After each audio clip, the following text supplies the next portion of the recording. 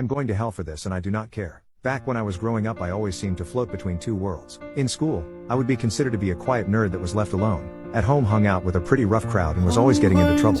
Between the drinking, the fighting, the substances, and other dumb shit, I always tried to keep those two worlds separate. I got bused to a different school due to being special ed, so keeping the two separate was pretty easy for the most part. There were at times some bleed over. At times, I was in woodshop class and the style at the time was to have the Velcro straps hanging off the back of my high tops and another student grabbed them, causing me to fall. He ended up in the hospital for catching a claw hammer in the face. Between having to deal with the psychological counseling and the trial, I decided to avoid this kind of petty crap in the future. I sent the message and it was heard loud and clear. I pretty much had the reputation of don't F with him. When he snaps, he is dangerous. As I cleaned up my drinking and drug use, I figured I would leave the violence as well. Not that I was not good at inflicting it on people, but quite the opposite. I was too good at it, and having fed the darkness within, the high was better than any drug.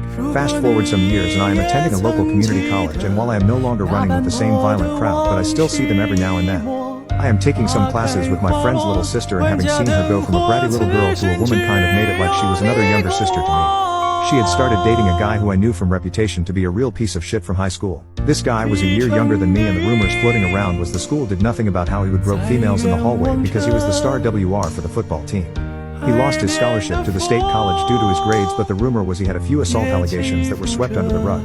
I inform her of what I know about the guy, but she does not listen to me. After class, I approach the POS to inform him that his GF is someone I think of as a little sister and to tread lightly. She attended a school function with POS and then she was missing from all of her classes for the next week, so I drop off the notes at her parents' house. I found out POS had roofied her drink, took advantage of her at the function, and left her there under the bleachers for people to be found. To make matters even worse, he gave her a few STDs. The revenge on my part was I knew where he parked for classes every day, so I skipped class and waited for him to go return to his car to beat him down. Due to him driving an SUV, I knew he kept a broom in there for cleaning off his car for snow. I had taken a pair of brass knuckles and I went to town on him. I grabbed the broom and carried him into the woods to stick that broom where the sun don't shine. I left him bent over a picnic table with the broom sticking out his ass like I just planted a flag. I stroll into the local pharmacy to pick up some hydrogen peroxide to clean off the blood, and I go visit her older brother at the prison to give him a heads up. I tell him what happened, what I did, and to keep an eye out for him on the inside. I must have a guardian angel, as the list of people who wanted him dead for doing similar things was quite long. I got questioned about him, but I gave them nothing and pointed them towards the people I suspected might have been victims of him in the past. The Black Hole Revenge. I made a few inquiries into where this POS was going to be sent to once he got out of the hospital. Turns out he was going into one of the camps at the same prison the older brother was at. Even though it was a different unit, it was still close enough in the sphere of influence that he could be gotten to. I was given a few names to make contact with and drop off some cash for the commissary to grease a few wheels to get at POS. I figured that he would have been shanked and it would have been done with him. Turns out POS was gang assaulted by 10 guys, one of which infected him with HIV. They slit his rectum to make it wetter and to increase the possibility of infection. After doing all of the messaging, I was approached by someone who played a cell phone video of the whole thing before I went into class.